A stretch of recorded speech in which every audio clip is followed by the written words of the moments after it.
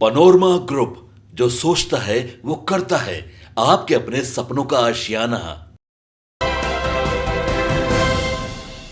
नमस्कार, आप देख रहे हैं सिटी पोस्ट लाइव और मैं हूं आपके साथ हर्षिता प्रताप सिंह। छठ महापर्व के ठीक बाद बिहार में विधानसभा उपचुनाव के लिए वोटिंग शुरू हो जाएगी। 4 सीटों के लिए वोटिंग होने वाली है और चारों सीटों का हाल सिटी पोस्ट लाइव आपको सीधे ग्राउंड से पहुंचा रहा है। बात करें अगर तरारी की सीट की, तो तरारी की सीट पर भी जो टक्कर है वो जोरदार होने वाली है। हमारे मैनेजिंग एडिटर श्रीकांत प्रत्युष जी लगातार जनता के बीच मौजूद रहे हैं और जनता का हाल वो आपको खुद बताएंगे। सर, आप तरारी की जनता के बीच मौजूद थे, कैसी टक्कर होने वाली है वहां? देखिए, पहले तरारी पर चर्चा करने के पहले मैं ये बता दूं कि बिहार के जिन 4 सीटों के लिए उपचुनाव हो रहा है वो सीटें बहुत काफ़ी महत्वपूर्ण हैं और कहीं ना कहीं इंडिया गठबंधन और एनडीए गठबंधन की महत्वपूर्ण सीटें हैं। अब 3 सीटों पर तो इंडिया गठबंधन का कब्जा है।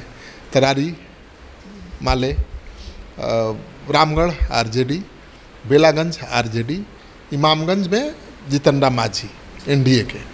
तो सब बड़े नेता हैं। जीतन राम मांझी भाई अपने पार्टी के ही बड़े नेता हैं, मुसहर के बड़े नेता हैं और जगदानंद सिंह के बेटे जो चुनाव जीतते रहे रामगढ़ से, अब सांसद बन गए हैं, तो वो भी बड़े नेता हैं। उनके पिता भी बड़े नेता रहे, उनका गढ़ है वो। तीसरी सीट है माले की, जो सुदामा प्रसाद अब सांसद बन गए हैं। तो कितना पॉपुलर होंगे सोच लीजिए कि तरारी से विधायक तो जीते ही और लोकसभा का चुनाव भी जीत गए और आरके सिंह जैसे कद्दावर नेता को हरा दिया। केंद्रीय मंत्री थे ना वो। तो चारों सीटों पर जीतना दूसरे दलों के लिए बहुत आसान नहीं है। तो तरारी पर आज चर्चा हम कर रहे हैं। तो तरारी के लोगों का मूड ज़रा सुन लीजिए, लोगों की बात सुन लीजिए, तो आपको अंदाज़ा लग जाएगा, सहज अंदाज़ा लग जाएगा कि लड़ाई किसके किसके बीच है। फिर हम चर्चा करें। क्या होगा इस बार, यहाँ से कौन जीतेगा? जनसुराज विकल्प बनेगा? ना ना, कभी नहीं। कौन जीतेगा यहाँ से? बीजेपी जीत जाएगी श्योर। हाँ। 200%। पिछली बार तो माले जीत गया था। हाँ, जीत के बैठ गया हो। पिछली बार तो माले जीत गया था। माले पिछले बार जीत गया था, इस बार नहीं जीतेगा। कौन जीतेगा यहाँ से? बीजेपी जीत जाएगी। किसको जिताना है इस बार जी? किसको जिताना है? हम लोग तो सोच रहे हैं कि इनका क्या नाम है, सुनील पांडे के। अच्छा, बीजेपी जी जी जी, हम जीत लोग जाएगी। जी जी, हम लोग हाँ तैयार हैं। उन्हीं को दिया जाएगा, किनको? सुनील पांडे जी को, उनके लड़के विशाल प्रसाद को। आप बताइए भैया, अपना मन की बात बोले, डरिए मत। नहीं, हमको क्या बोला, हम किसको जिताना है? हमको माले या बीजेपी या जनसुराज? जनसुराज को। हाँ हाँ जी, जनसुराज अच्छा लगता है। अच्छा लगता है। वाह, पहले किसको जिताते थे? पहले तो भाजपा को जिताते थे, इस बार जनसुराज को। जनसुराज को जिताएंगे। किसको जिताना है इस बार? सुनील पांडे को। हाँ। सुनील पांडे को। किसको? सुनील पांडे। किसको जिताना है इस बार यहाँ से? जनसुराज। जनसुराज क्या, क्यों जनसुराज? नया पार्टी है, हाँ। उसको एक बार चांस देना चाहिए। पहले किसको देते थे आप लोग? हैं? पहले किसको जिताते? बीजेपी को। अब जनसुराज। जनसुराज। चलिए आप बताइए। BJP, BJP. सुनील पांडे। अच्छा, जनसुराज नहीं। जनसुराज नहीं। आप बताइए। हम लोग बीजेपी बीजेपी बीजेपी ये तो जनसुराज कह रहे हैं। नहीं नहीं, वो जनसुराज नहीं पार्ट आए हैं लोग, अभी कोई और ठिकाना नहीं है उसका। हाँ। अभी कोई ठीक नहीं। हम लोग सुनील पांडे को। किसको जिताना चाहता है? हम लोग भी बीजेपी को जिताना चाहते हैं। हाँ। केकरा के जिताई बा वोट केकरा के देबो? हम ये कमल छाप के देवे के बाद। हाँ, बीजेपी। हाँ, किसको जिताना है यहाँ से? तरारी से। हाँ। हाँ, राजू यादव को। राजू यादव, माले। माले। अच्छा, वो चाहते हैं हाथी साहब। हाथी साहब। किसको जिताना है यहाँ से? इस बार अच्छे आदमी को वोट दिया जाएगा। नया जो विकल्प आया है जनसुराज, हाँ। उसको मौका दिया जाएगा। अच्छा। सबको मौका मिला, सबने ठगा है। इस बार हमने ठाना है भैया, जिसने एक बार ठग लिया उसको मौका नहीं देंगे। अभी तो सब अभी यही जनसुराज है, वही भी मतलब वोट दिया जा रहा है। हाँ, जनसुराज को मिलेगा वोट? हाँ, मिलेगा। क्या बाबा, यहाँ से किसको जिताना है इस बार? माले, बीजेपी, जनसुराज? माले। हाँ, माले को जिताना है। माले को। कौन जीतेगा इस बार यहाँ से? माले जीतेगा। हम तो जिता हैं भाजपा को, सुनील पांडे को। ये जो तरारी क्षेत्र है ना, ये भाकपा माले का गढ़ है। हाँ।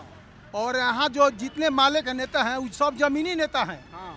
और जिम्मेदारी प्रथा जिस समय था, सामंतों के यहाँ बोलबाला था, माले के लोग लड़कर तुरे हैं और गरीब जनता को आज़ादी दिलाए हैं। इसलिए यहाँ किसी को नहीं चलेगा, जब जीतेगा तो माले जीतेगा। माले जीतेगा। कौन जीतेगा? माले माले नहीं, सुनील पांडे। हाँ माले माले पार्टी के चलेगा। तरारी की जो जनता है वो अपना फैसला एक तरह से यहाँ बताती नजर आई। हालांकि जो जनता है वहाँ पे उसका जो मूड है वो आपने बेहतर तरीके से समझा। आपने जो एनालाइज किया वो क्या था, किस तरफ मुड़ रही है तरारी की जनता? देखिए, रैंडम सर्वे था ये, सैंपल सर्वे कह सकते हैं। लोगों को मौका नहीं दिया सोचने का और अचानक मैंने पूछ दिया तो ये रिएक्शन सामने आया। तो इससे तो साफ लग रहा है कि लड़ाई सीधी लड़ाई है माले और बीजेपी के बीच। एक तरफ सुनील पांडे के पक्ष में लोग गोलबंद हैं, तो दूसरी तरफ माले के पक्ष में भी उतनी मजबूती के साथ ही लोग गोलबंद हैं।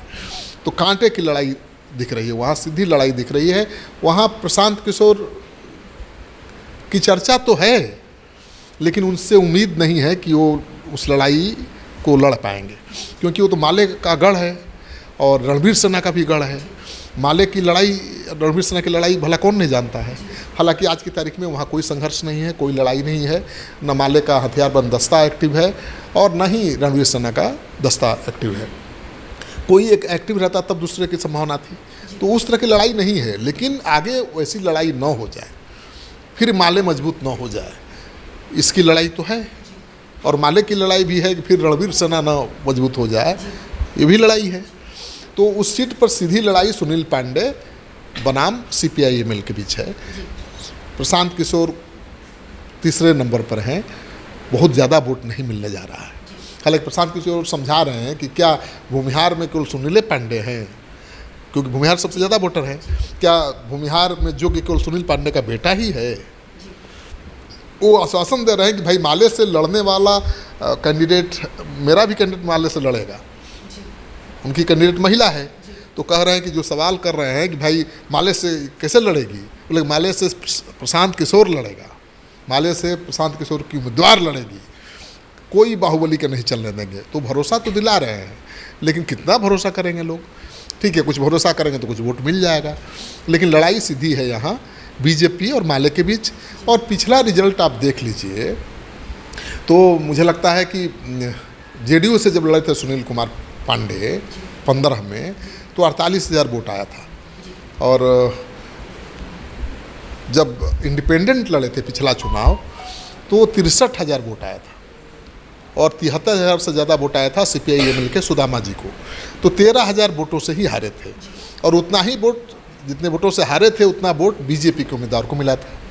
क्योंकि पिछला चुनाव में आपको पता है कि LJP अलग अलग लड़ रही थी हर सीट पर। रामविलास पासवान के मरने के बाद उनके बेटे ने बगावत कर दिया, जिसका नुकसान JDU को भुगतना पड़ा।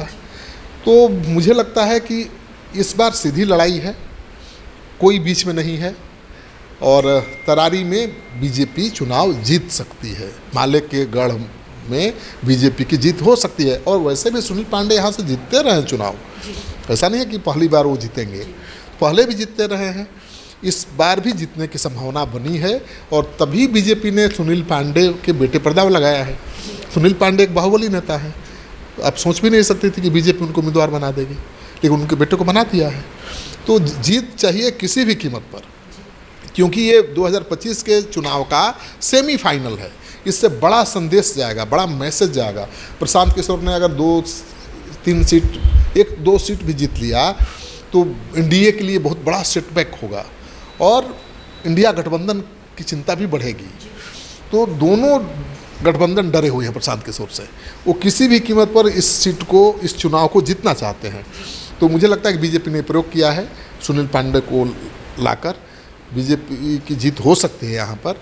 माले दूसरे नंबर पर रह सकता है, प्रशांत किशोर जी कितना वोट ला पाएंगे यहाँ कहना मुश्किल है जी। अगर बात कर रहे थे आप प्रशांत किशोर की, उनकी चर्चा वहाँ है, अगर जीतते नहीं भी हैं पीके, अगर वोट काटने में भी कामयाब हो पाते हैं तो किसका वोट काटेंगे वो? देखिए प्रशांत किशोर, हाँ सबसे बड़ा सवाल है कि प्रशांत किशोर किसका वोट काटेंगे।